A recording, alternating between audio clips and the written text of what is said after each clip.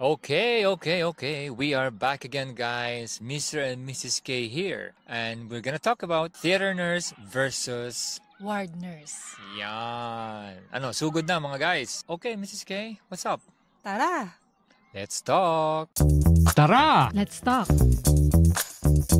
Tara! Let's talk! So before, pinag-uusapan natin yung mga, ano ba yung mga trabaho na kinakailangan dito sa Ireland para makarating. Now, pag-usapan naman natin yung ating trabaho. Yeah, correct. Ano ba yung trabaho ni Mr. and Mrs. K sa Ireland? We're gonna talk about being a nurse in Ireland. So let's say I'm here in Ireland for just over 20 years as a nurse. And particularly sa theater, which is sa theater. Theater ang tawag dito, sa UK theater din. And ang ibig sabihin nun, operating room. Now, Mrs. K, ano ba yung ano Ako mo? naman, 17 years na ako dito sa Ireland, and since I came in here, sa ward ako nag-work. Although I have experience sa Pilipinas sa ICU, but sa ward ako dito. Dito sa Waterford, ito yung pinakamalaking hospital natin, University Hospital Waterford. Simula dito na ako, and halos lahat na ng ward napagtrabahuhan ko na dyan. Okay. Yung ating kasing tatalakayin ngayon is yung personal experience lang naman natin.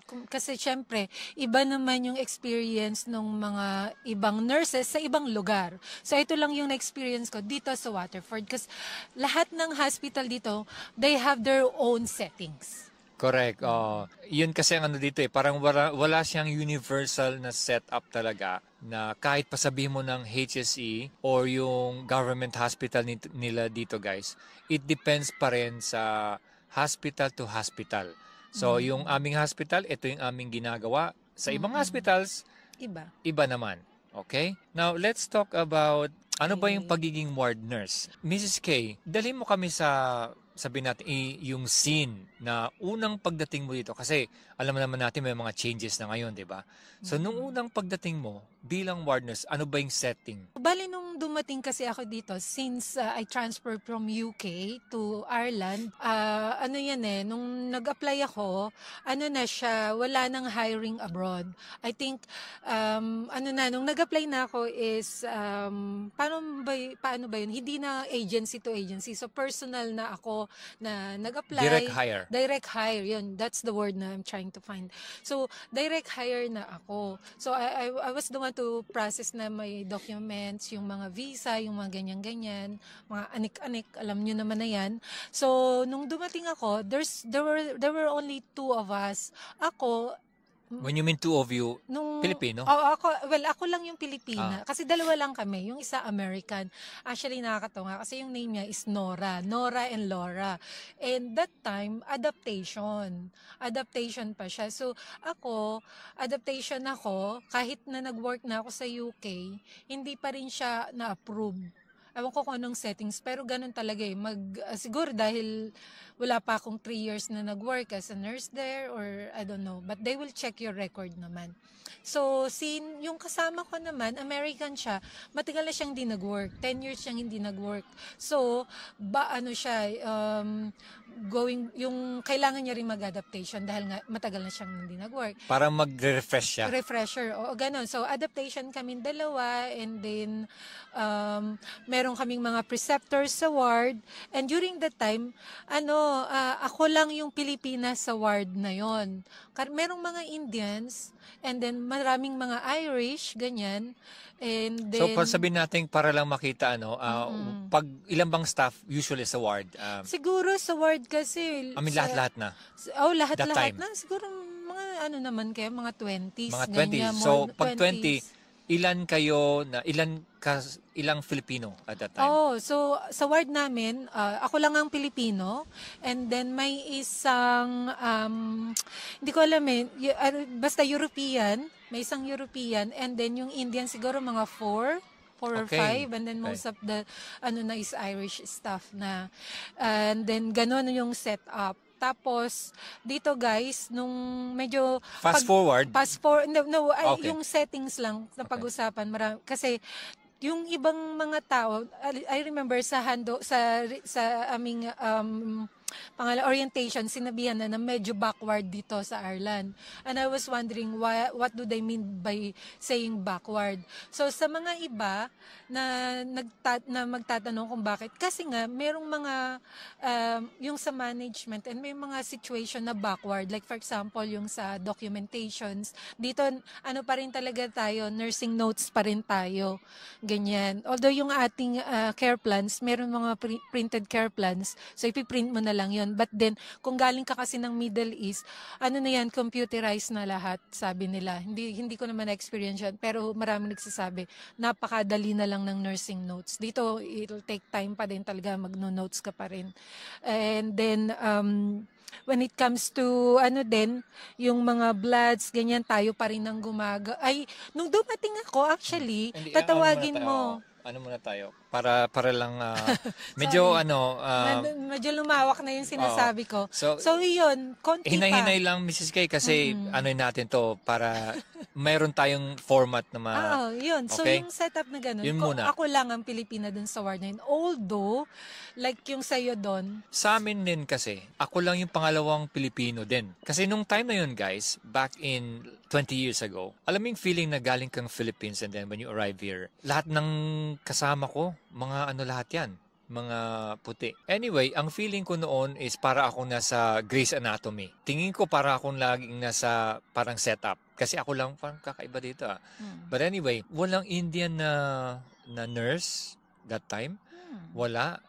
Meron kang makikitang doktor na Pakistani at saka Indian doctors, pero walang Filipino. Siyempre dito walang Filipino doctors. Wala akong nakitang Filipino doctors pa sa Ireland. Meron na, actually. But wala akong nakita. That time. Yeah. Pero fast forward, nagsikuhaan sila ng mga that time, nagsidating ang mga Filipinos din. And then, there was a gap in between. Kasi minsan, ano bang tawag dito? Yung parang hindi siya nag-hire. Embargo. Yung tinatawag nila embargo. Yeah. And then, eventually, recently, talagang naiba yung landscape. Dati, marami kang makikitang Filipinos na yun lang ang parang foreign nurse. And then, eventually, naging parang pangalawa na tayo sa mga foreign nurses, which is ang karamihan kasi guys, yung mga Indian nurses na, dahil ang nangyari kasi sa atin, ang sabi nila medyo mahirap daw mag-ayos ng papeles ng mga Filipinos na mahal kumuha dito ng mga Filipinos. Bukod doon. Maraming hinahanap. Yes, And before, kung mapapansin nila, or I'm sure you'll agree na yung mga hinahire nilang Filipinos is yung mga nasa special areas. Like, kagaya niyan, theater. Andyan lahat ang mga Filipinos. Or dialysis dito, nandun lahat mga Filipinos. And then dati sa cancer patient, 'di ba? Yeah, oncology. Yung mga oncology sa'yo, nandun yung mga Filipinos. Special areas lahat. Walang ward nurses na kinukuha before. Wala. Ako siguro yung pinakaunang ward, sa ward lang. Although meron din namang ward, yung medical for that, which is yun nga, ward siya, pero mga special din oncology. Hindi, naging eventually parang kasi yung background mo is ICU from Philippines. Pero naging sa kasi ako yung sa stroke medical unit. Stroke unit. Ganun. Anyway, moving on tayo naman. Paano ba yung hours of work? Nag-start How many days? Yes. Okay. Nung nag-start tayo, 39 hours. Yes. Remember, 39 hours and then binaba nila ng 37.5. Tapos, actually parang, di ba parang ibinalik pa nila yung 39 hours, tapos biglang nag-37 uli. Yeah, 30, parang may ganong setup. And then ako, nung nag-37.5 kasi, ni-request ko na 36 hours na lang ako. So, okay guys, isipin nyo sa Philippines, I think nasa 40-something hours, 41 diba? or 42. Yeah. Dito, on average is 37.5 ang working hours dito sa Ireland. Which is, kung titingnan mo, yung iba, pwede pang mag-request na pababain ng hours, like yourself. 36 hours ka, so it equates to 3 long days. 3 long days lang. Naku, pumapasok. Yan. So, karamihan actually ng mga nurses dito sa Ireland, pumapasok ng 3 long days. Tapos, every week yon Ganun. Karamihan talaga. Ganun lang ang And pasok. then kung 37.5 ka, ang pasok mo 3 long days, 3 times a week 'yon. Yung pang fourth week mo, may extra ka na half day. Yeah. So when it comes to theater guys naman, ang setup ng oras ay para siyang office hours dito sa Ireland. Ang ano namin is 8:30 to 5 o'clock or 4:30. Ganyan. Sabihin mo ng 8 to 5. Parang ganun na halos yung setup dito. Which is, ano siya, Monday to Friday, 8 to 5 or 8:30 to 5 or 8:30 to 5:30. But, meron kang mga half days din. Bale, 5 days ka pa rin ba pumapasok? yes, Mga 5 days. pa din. Pero, when you mean 5 days guys, parang 4.5 days 4 lang and a yun. half, oh. Ganon lang ang pasok ng mga nurses dito sa Ireland.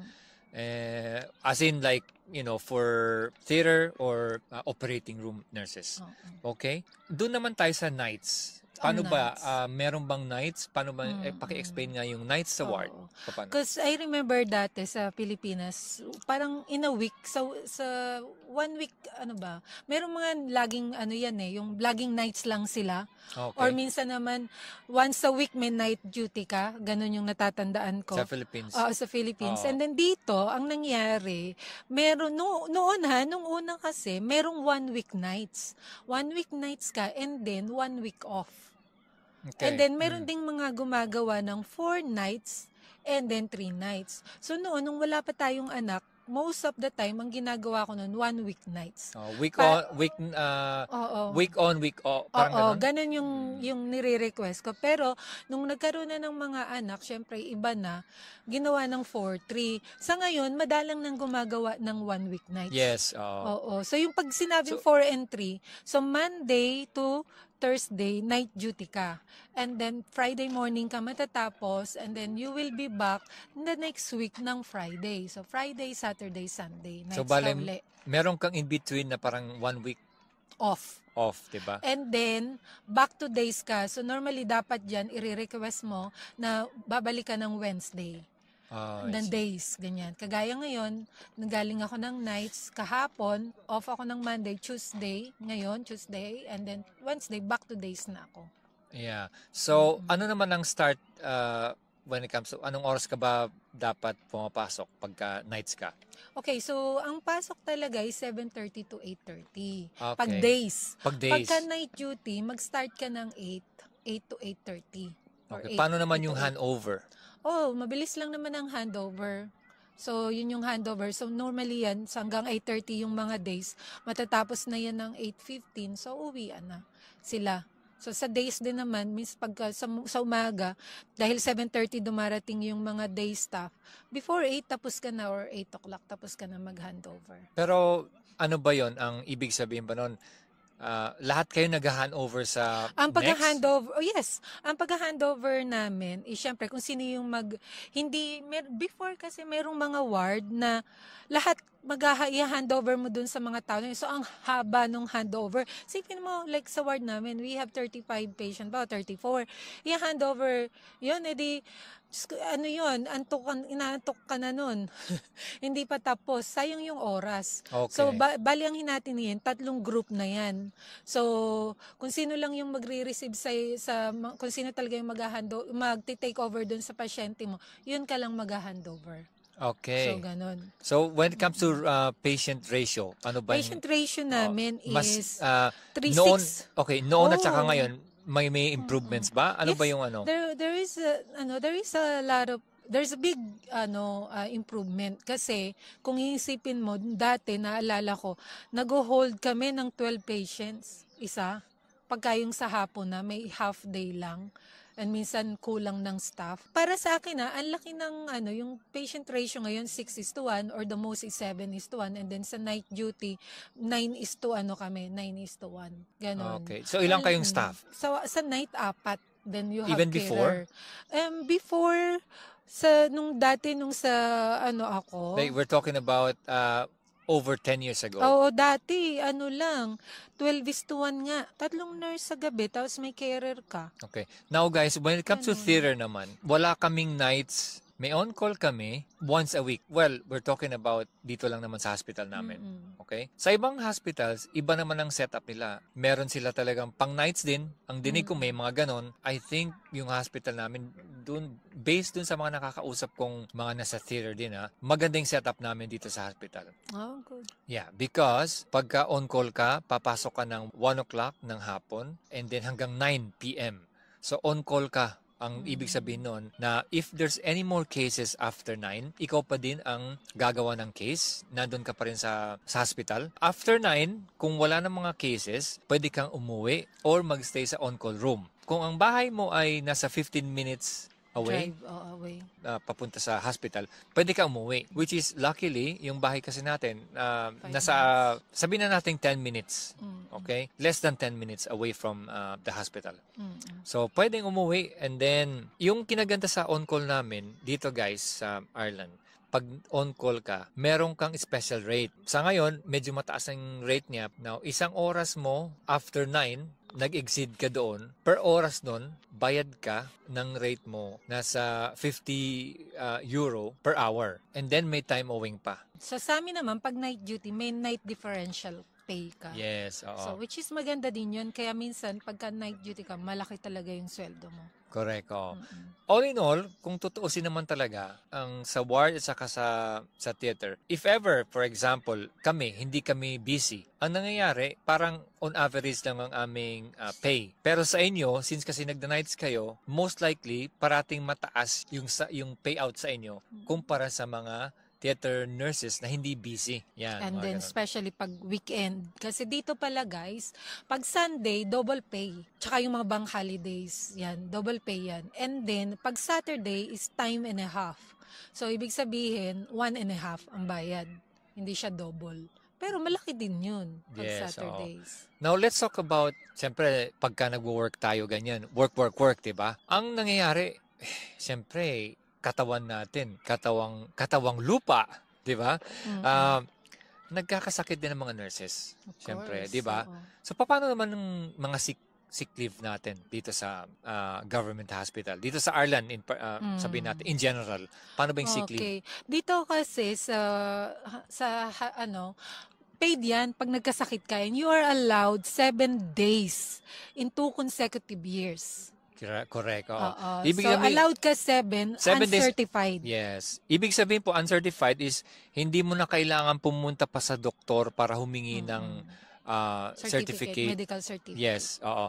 Na up to 2 days. Up to 2 days. Pero kung lumampas ng 2 days, Kailangan mo na magpa-GP. yes. Yeah. Ito mahalaga guys na malaman natin mga ating mga kababayan na mga bago lang sa Ireland din at saka yung mga parating pa lang, mga nurses dyan. If ever, magkasakit. Kasi normal yan kahit yung mga ating mga kasamahan na Indians, ang daming nagkakasakit recently kasi naninibago sa panahon. Kaya naman kami guys, andito sa labas ngayon, lumalanghap ng sariwang hangin at saka syempre, ang ating sunny day dito sa Waterford. Although nasa shade kami.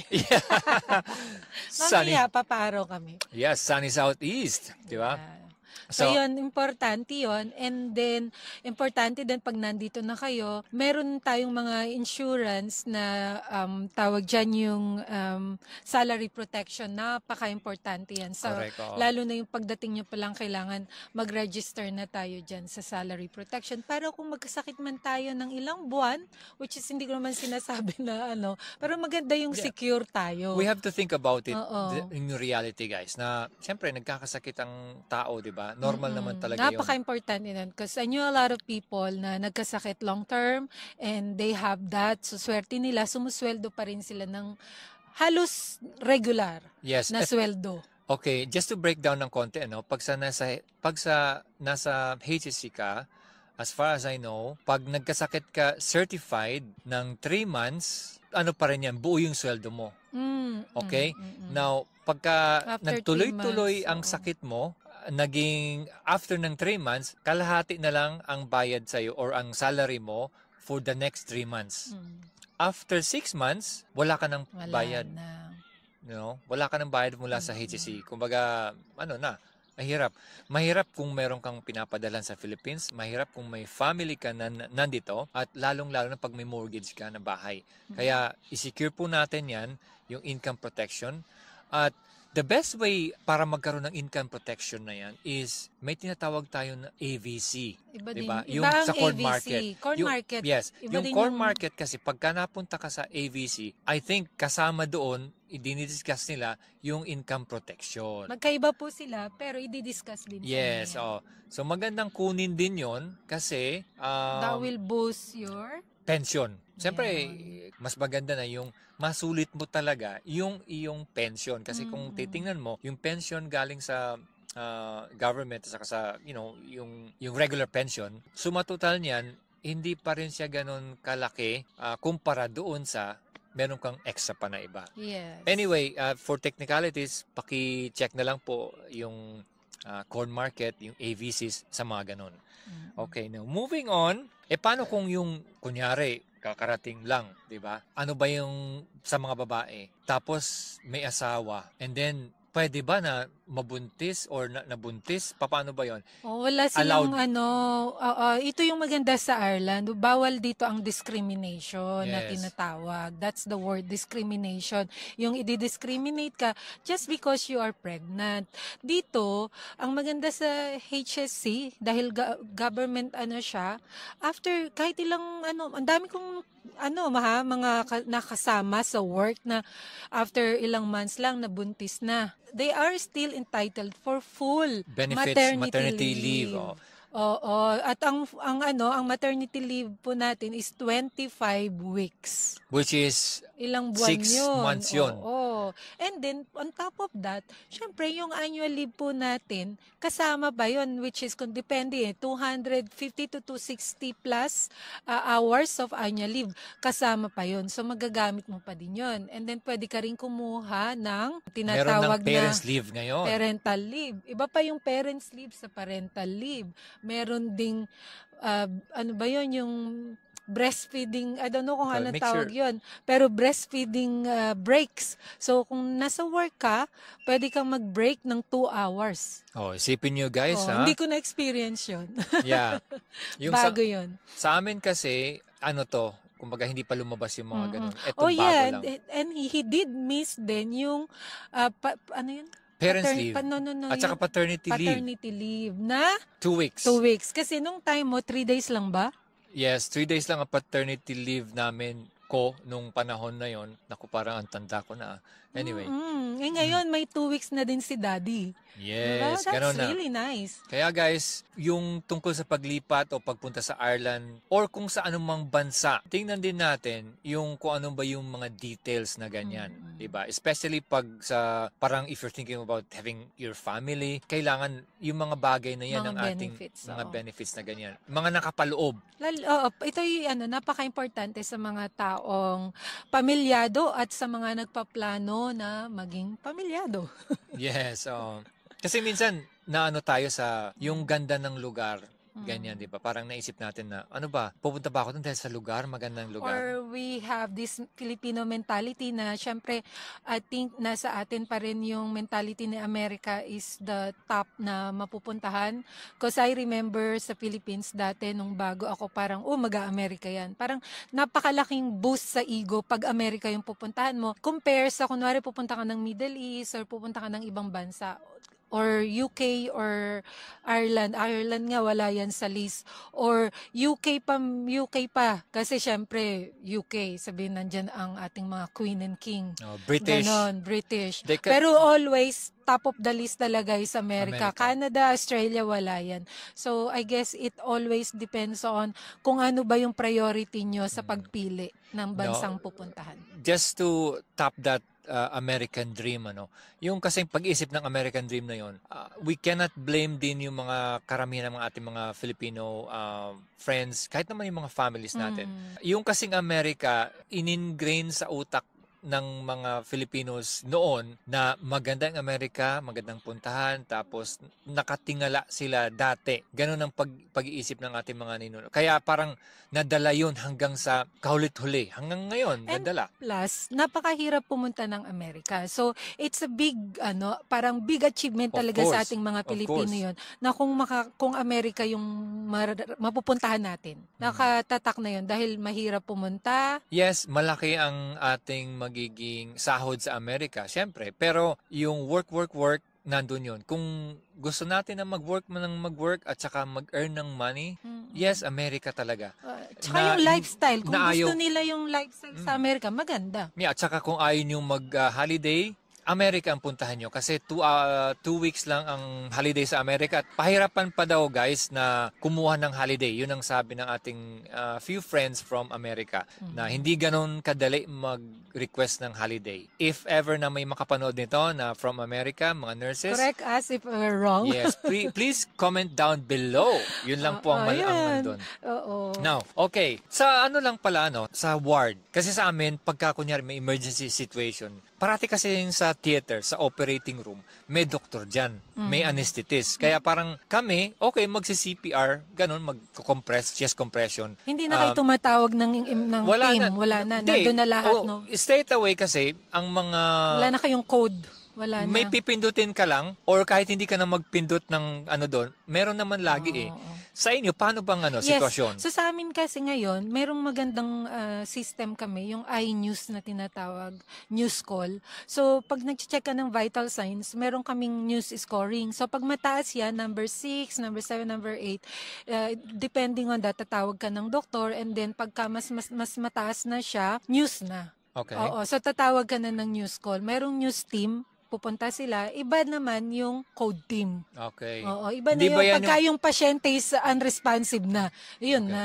Hindi ba Tatawag yan ka yung ng mga blue team or news code team? Hindi ba yung mga taga-GMA? Mga ABS-CBN? Iba naman yun. Okay. Oo. So yun, ganun pag may emergency. Yes. Now, kumusta naman ang break time? Pag-usapan natin medyo paboritong topic ng mga ng mga nurses po, yung break time na yan. Paano ba yung break time sa Dito, atin? nung pagdating... Medyo nakakatawa din, ano? Yes, ito yung nakakatuwa. Kasi yung dati yung may coffee break, may mga extra break pa silang tinatawag. Pero ang paid ka talaga is you have 30 minutes sa umaga. Pag kasi yung hours of duty mo is 6 hours lang, allowed ka ng 30 minutes break.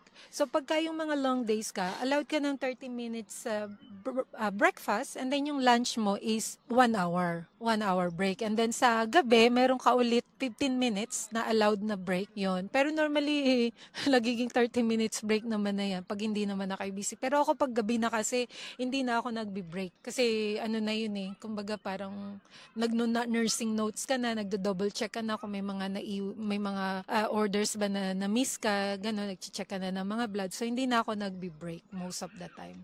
Pero kung gusto kong makichika, magbi-break kami. Yes. So, ibig sabihin guys, hindi naman ganun kahigpit ang breaks dito sa Ireland. Depende na lang din sa kasamahan mo.